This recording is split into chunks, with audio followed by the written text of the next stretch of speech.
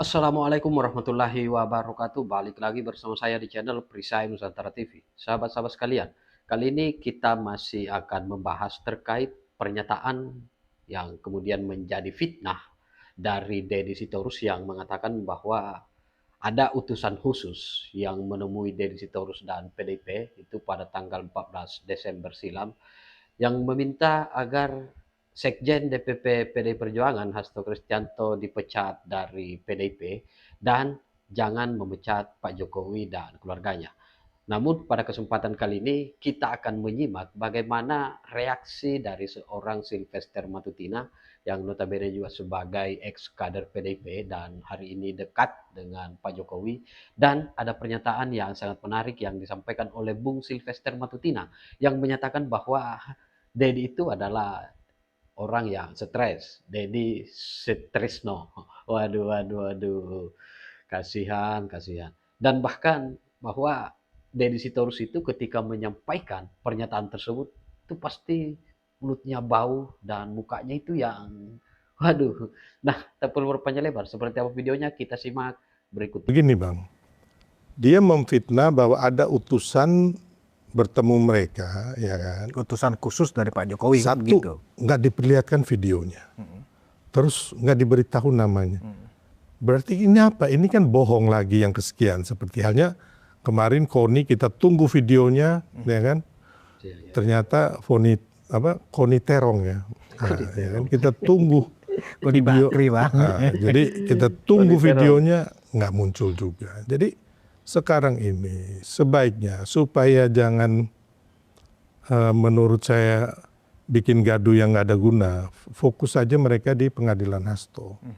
Buktikanlah ya kan orang-orang PDIP ini bahwa mereka ini bukan amatir, ya kan, atau hanya bisa menyebar hoax, memfitnah orang, menjelekkan. Tapi buktikan bersama tim hukumnya yang katanya hebat-hebat itu, buktikan bahwa Hasto bisa lolos dari jeratan tuntutan mengenai korupsi dan juga obstruction of justice. Ya. Itu yang paling penting sebenarnya. Nah, kalau dilihat Pak Jokowi reaksi kayak gitu, saya pikir hal yang manusiawi. Tapi kan selama ini juga Pak Jokowi baik-baik aja, happy-happy aja, hubungan dengan Pak Prabowo dan Pak SBY sangat solid, sangat baik. Mereka mau pisahkan nggak bisa, terus mereka kemarin mau melengsarkan, memaksulkan juga nggak bisa, ya kan? Jadi menurut saya apa yang dilakukan mereka dengan fitnah-fitnahan ini, akhirnya kembali lagi masyarakat akan makin mencintai Pak Jokowi tentunya, bukan mempercayai mereka loh. Ya, jadi kalau saya pikir nggak perlu ditanggapin, karena memang namanya juga Deddy Sutrisno. Apa itu? Deddy Sutrisno, Deddy stres, ya kan. Lihat aja Bang, kalau dia ngomong ya kan, Deddy Sitorus menjadi Deddy Sutrisno. Amarah, matanya melotot, ya kan, mukanya jelek sekali gitu loh Bang. Ya kan, kita lihat mulutnya ya, untung kita nggak tahu ya, waktu ngomong tuh pasti mulutnya bau banget gitu loh. Ya kan, lihat aja giginya, itu kan, bekas-bekas kuning habis ngerokok gitu kan. Jadi dan saya lihat udah mulai stres nih Bang. Tinggal kita kapan bawa dia ke rumah sakit bagian kejiwaan aja gitu. Karena bencinya, terus apa yang dia bicarakan juga semua bohong.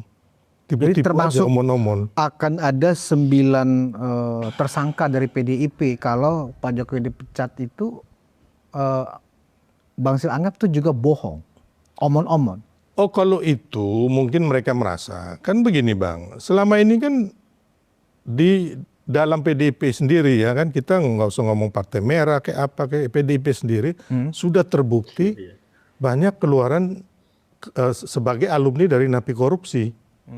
Gitu loh. Jadi kalau Mama 9 ini nanti kena, ya memang mereka udah prediksi mereka pernah dapat duit nggak benar gitu loh, duit habis menggarung dari rakyat Bang, gitu loh. Jadi nggak, menurut saya kalau itu yang dia omongin mungkin ada benarnya. Tapi karena memang kesalahan kader-kadernya Bang. Gitu loh. Mereka merasa bahwa bukan karena balas dendam Pak Jokowi gitu. Saya rasa enggak ya. Pak Jokowi ngapain balas dendam Bang? Pak Jokowi berhasil sebagai presiden ya kan 2 kali. Untuk urusan di politik beliau sudah mencapai titik tertinggi yang nggak bisa disamain oleh baik event presiden manapun, ya kan, di Republik kita ya. Udah mencapai yang saya bilang tadi, wali kota, terus gubernur, presiden 2 kali yang dipilih rakyat, terus masyarakat juga puas dengan kinerja Pak Jokowi, terus kemarin mendukung Prabowo Gibran juga jadi, istilahnya soulmate-nya beliau Pak Prabowo jadi presiden, terus anaknya jadi jadi wakil presiden, mantunya jadi gubernur, terus banyak orang-orang yang beliau dorong juga jadi bupati, wali kota, ada yang jadi menteri. Terus mau apa gitu loh. Tapi kalau umpama dari PDIP sendiri kita lihat kan harusnya mereka sadar diri gitu loh, ya kan. Jangan lagi arogan, jangan lagi menjelekan orang, memfitnah orang. Dari kemarin kita lihat ya waktu mereka FX Rudy, ya kan menjelekan Ibu Iriana, Pak Jokowi, terus Ahok, ya kan, terus hampir semua lah teman-teman di PDIP itu. Hasilnya apa? Hasilnya Pilpres kemarin Ganjar kalah, ya kan.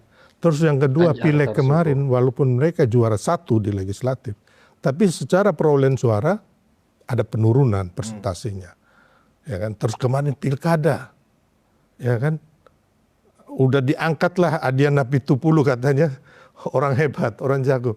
Keok kan dia sebagai pimpinan koordinator untuk pemenangan pilkada. Terus waktu Pilpres Ibu Megawati berjanji bahwa mereka akan mengalahkan Prabowo Gibran dalam 1 putaran. Hasilnya juga 0, hanya 16%, Bang. Jadi dari sini ke sini kita lihat lagi kemarin Hasto juga akhirnya ditangkap KPK yang mengalami nasib sial dan apes mereka. Pak Jokowi happy-happy aja, gitu. Jadi buat apa juga kita membalas? Kalau menurut saya sih, ya itu hanya terlontar ke kesalahan Pak Jokowi. Tapi kalau untuk Pak Jokowi membalas sih enggak ya. Jadi itu hanya sekedar kekesalan Pak Jokowi aja. Kesalahan aja. Bukan berupa benar-benar ada sebuah tindakan balasan yang akan dilakukan Pak Jokowi kalau difitnah lagi, gitu loh.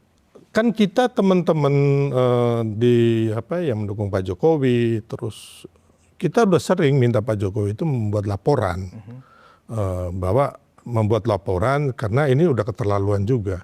Tapi kan selama ini kan nggak juga gitu loh.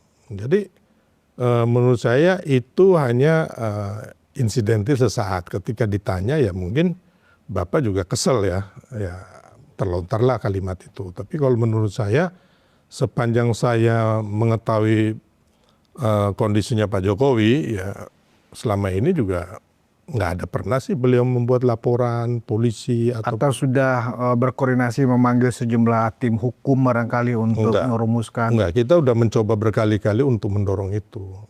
Bapak nggak mau gitu. Untuk yang kali ini pun enggak ya? Saya rasa enggak ya. Kalau dilihat dari ekspresi, ya kan publik ini kan ya karena Pak Jokowi itu kan memang pendukung dan simpatisannya kan banyak sekali, Bang Sil. Dan itu tercermin di sosial media. Nah dari sosial media itu kita menyimak teman-teman pendukung atau simpatisan Pak Jokowi ini benar-benar melihat sebuah reaksi yang sangat serius dari Pak Jokowi. Artinya apa? Pak Jokowi akan melakukan kickback lah ya ke Deddy Sitorus kah atau ke PDIP kah? Bisa dengan melakukan sifatnya attacking politik, ya kan, atau yang sifatnya hukum gitu loh. Nggak seperti itu menurut Bang Sil.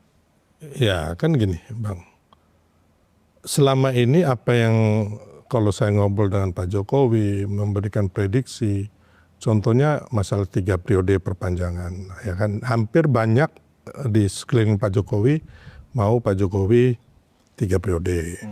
Saya satu orang yang meminta jangan, ya kan. Terus waktu kemarin hampir semua juga minta Pak Jokowi membuat partai.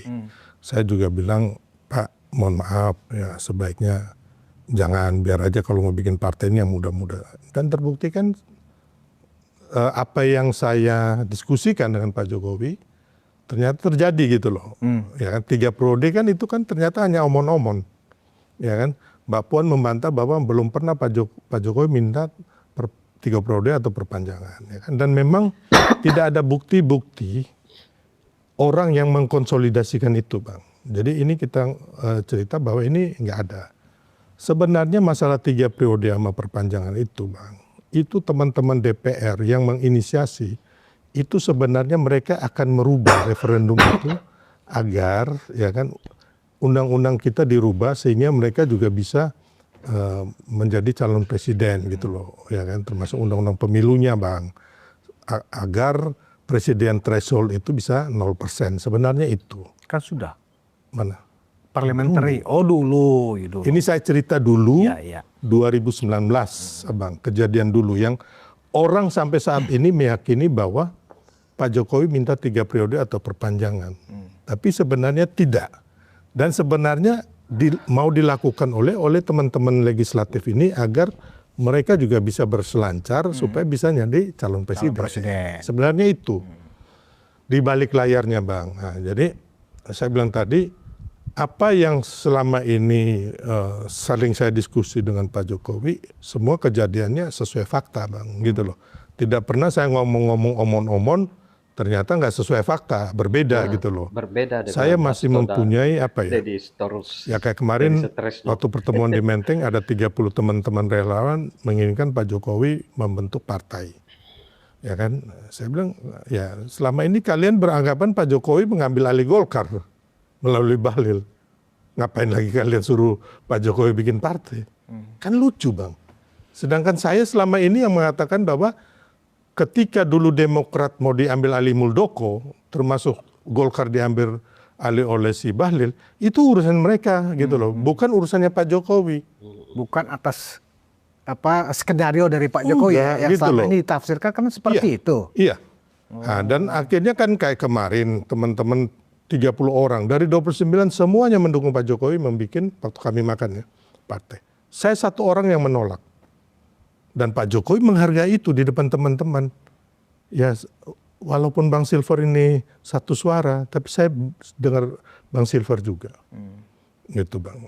Jadi selama ini yang saya lihat ya, bukan saya bilang saya ini hebat atau apa, tapi memang mungkin Pak Jokowi, terus kayak kemarin Pak Prabowo, ya kan ketemu saya, ya kan.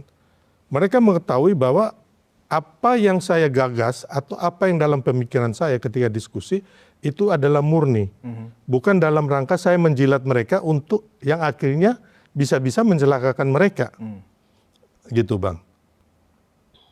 Contoh ya kan Pak Jokowi sendiri ngomong bahwa beliau suka saya tampil di podcast. Kemarin Pak Prabowo juga bilang begitu.